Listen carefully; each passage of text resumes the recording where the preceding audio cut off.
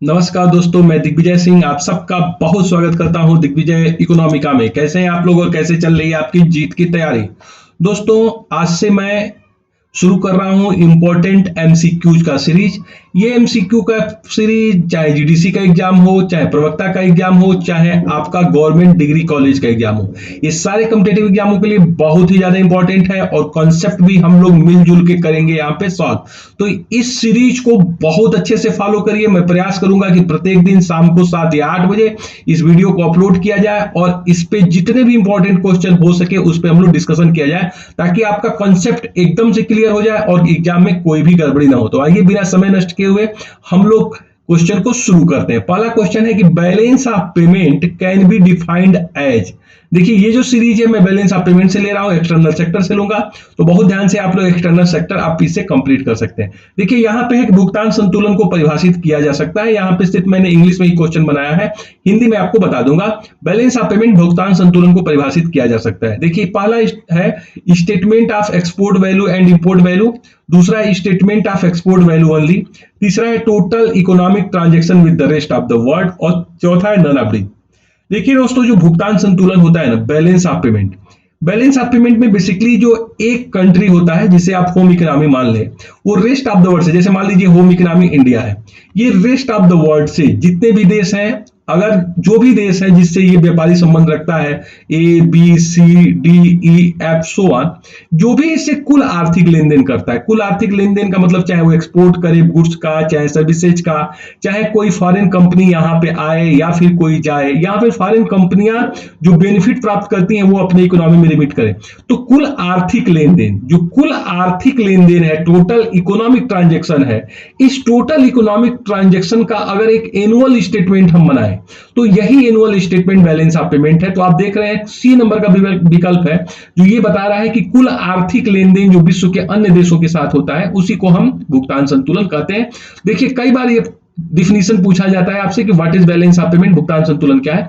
तो सिंपल सा आंसर है कि जो भी एक देश के अन्य राष्ट्र के विश्व के अन्य देशों के साथ जो कुल आर्थिक लेन देन करता है उसी को हम बोलते हैं बैलेंस ऑफ पेमेंट।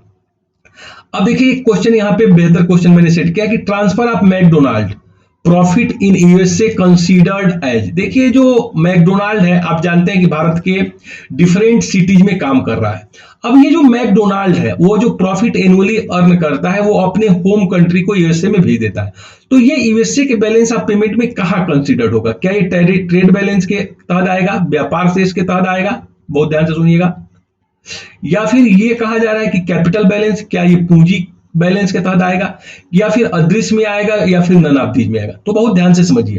देखिए, कोई भी मल्टीनेशनल कारपोरेशन है, जैसे मान लीजिए कि भारत में पेप्सिको है, रिबॉक है, एडिडास है, जितनी भी आप विदेशी कंपनियों को यहाँ पे देखते हैं, मैकडी है, ये लोग जो भी अर्निंग करते हैं एनुअल, वो अपनी एनुअल अर्निंग को अपने होम हेडक्वार्टर में अपनी होम इकोनॉमी में भेजते हैं। अब मैकडी देखिए यूएस की कंपनी है, जो भी एनुअल प्रॉफिट कमाएगी वो अपने इकोनॉमी में मतलब अमेरिका में भेज देगी इंडिया से। अब वो अमेरिका में कहां काउंट होगा? क्या ये ट्रेड बैलेंस में आएगा, या फिर कैपिटल में आएगा, या फिर इनविजिबल में आएगा? मैंने आपको बहुत अच्छे से क्लास लिया है, फिर से देख लीजिएगा। जब मैं कहता हूं इनविजिबल, इनविजिबल अदृश्य, इनविजिबल अदृश्य के अंतर्गत तीन चीजें होती हैं। एक तो सर्विस होती है, जो भी सेवा का आयात या निर्यात हो, या फिर जो भी इनकम का जो है ट्रांजैक्शन हो, या फिर तीसरा ट्रांसफर।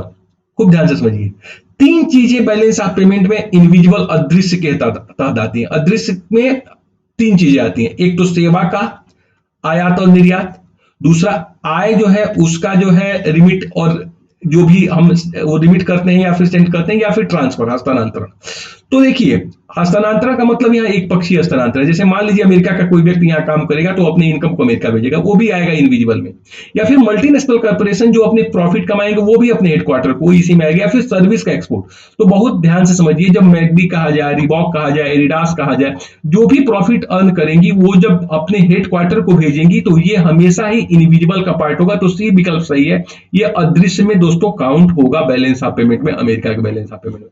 फिर देखिए, FDI outflow part of FDI अगर मान लीजिए अमेरिका से आउटफ्लो हो रहा है और इंडिया आ रहा है, तो ये कहां पे आएगा? यूएसए से आउटफ्लो हुआ और इंडिया में आया, तो मैंने आपको बताया है कि बैलेंस ऑफ पेमेंट का जो दूसरा अकाउंट होता है कैपिटल अकाउंट होता है, और कैपिटल अकाउंट में जो बारोइंग या लेंडिंग है या फिर एफडीआई का इनफ्लो या आउटफ्लो है उसमें आएगा। तो यहां देखिए एक विकल्प है ट्रेड अकाउंट, व्यापार शेष, दूसरा है सर्विस अकाउंट, फिर है capital account, none of this. देखिए व्यापार में आएगा नहीं क्योंकि व्यापार में सिर्फ वस्तुओं के आयात और निर्यात को रखते हैं। सर्विसेज में आएगा नहीं क्योंकि ये इंडिविजुअल का पार्ट होता है, सर्विसेज में सिर्फ जो है तीन चीजों को रखते हैं, सेवा को, आय को और ट्रांसफर को। तो ये कैपिटल अकाउंट में आएगा। कैपिटल अकाउंट में जो भी हम लोग बारोइंग या लेंडिंग करें या फिर फॉरेन कैपिटल का ट्रांजैक्शन हो वो इसके अंतर्गत आएगा।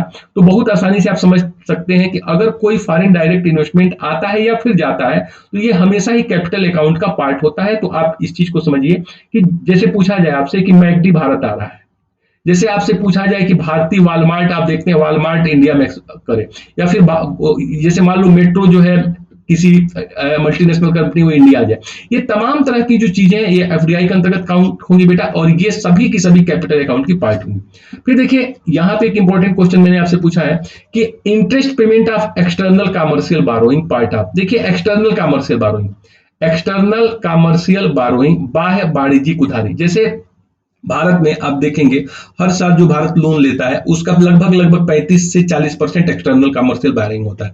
35 से 40% जो एक्सटर्नल कमर्शियल ये बारोइंग होता है, ये सबसे ज्यादा टफेस्ट लोन माना जाता है क्योंकि ये कम समय के लिए होता है, 3-4 या 5 साल या 6 साल के लिए हो सकता है, और रेट ऑफ इंटरेस्ट इस पे सबसे ज्यादा हाई होगा, 17%, 18%, 19%।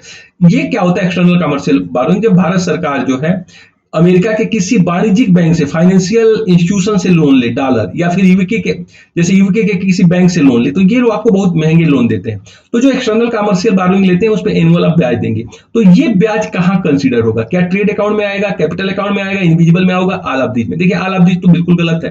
ट्रेड अकाउंट में आप जानते हैं सिर्फ वस्तुओं का आयात और निर्यात, सेवाओं का भी नहीं, सिर्फ ओनली कमोडिटीज एक्सपोर्ट और इंपोर्ट आएगा। तो ये आपका गलत हो गया पहला। दूसरा, कैपिटल में मैंने आपको बताया कि कैपिटल का इनफ्लो और आउटफ्लो आएगा, वो भी गलत हो गया। इंडिविजुअल, इंडिविजुअल में मैंने बताया था आपसे कि जो इंडिविजुअल होता है बैलेंस ऑफ पेमेंट में, वीडियो देख लीजिएगा, उसमें तीन चीज आएंगी, या तो सर्विस आएगा, या फिर इनकम आएगा, या फिर ट्रांसफर आएगा। अब देखिए यहां पे मैं कह रहा हूं एक्सटर्नल कमर्शियल बारोइंग, तो जो एक्सटर्नल कमर्शियल बारोइंग है उस पे जो आप ब्याज देंगे वो भी इसी का पार्ट होगा। किसका पार्ट होगा? सर्विसेज में आएगा। इसमें सर्विसेज में आप देखेंगे इंटरेस्ट, डिविडेंड जो भी होता है वो इंडिविजुअल का पार्ट माना जाता है। तो दोस्तों यहां देखिए एक्सटर्नल कमर्शियल बारोइंग या किसी तरह का अगर आप ब्याज भुगतान कर रहे हैं तो हमेशा ही ये जो है करेंट अकाउंट को प्रभावित करता है और ये सर्विस के अंतर्गत काउंट किया जाएगा। तो दोस्तों ये आप समझ चुके होंगे कि बैलेंस ऑफ पेमेंट के देखिए ये क्वेश्चन हम सॉल्व कर रहे हैं। ये एक सीरीज है जिसे हम प्रयास करेंगे कि इसको हम आगे बढ़ाएं और प्रत्येक दिन 7 से 8 बजे के बीच आपसे मुलाकात किया जाए और इसी तरह डिफरेंट इंपॉर्टेंट कॉन्सेप्ट पे आप चर्चा किया जाए जिससे आपका कॉन्सेप्ट क्लियर हो जाए और एग्जाम में आप जब बैठे तो बहुत अच्छा कर सके। देखिए पैंडेमिक का समय चल रहा है, हम सब लोग मेंटल एक तरह से इनस्टेबिलिटी के दौर से गुजर रहे हैं, लेकिन फिर भी मैं आप लोगों से निवेदन करूंगा कि अपने ऊपर कॉन्फिडेंट बनाए रखिए। जिस परम पिता परमेश्वर ने हमको जन्म दिया है, जिस परम पिता को आप आराधना करते हैं, पूजा करते हैं, उसके ऊपर दृढ़ विश्वास रखिए और हमेशा ईश्वर का धन्यवाद करिए कि हे ईश्वर आप हमें और हमारे परिवार को स्वस्थ रखें, वो आपकी सुनेंगे। दोस्तों ये पेंडेमिक के समय में आपको समझ में आ गया होगा कि जो जीवन है वो सबके लिए कितना महत्वपूर्ण होता है। लोग बंगला गाड़ी घर में लगे रहते हैं, लेकिन आज के समय में देखिए आपको खांसी ना आ जाए, जुकाम ना हो जाए, आपको कोविड ना हो जाए, इसको आप बड़ी सफलता मान रहे हैं। तो देखिए जो सफलता है ना, मैं बार बार कहता हूं कि सफलता हमेशा एक सापेक्षिक शब्द है, सापेक्षिक शब्द है। यहां सफल होना क्या है? सफल होना अपने जीवन को बचाना है। तो बस हंसते रहिए, मुस्कुराते रहिए, कुछ अच्छा करिए, जितना हो सके लोगों की मदद करिए, घर में रहिए, घर से बाहर मत निकलिए। Thank you so much for watching Digvijay Economica. God bless you dear friend.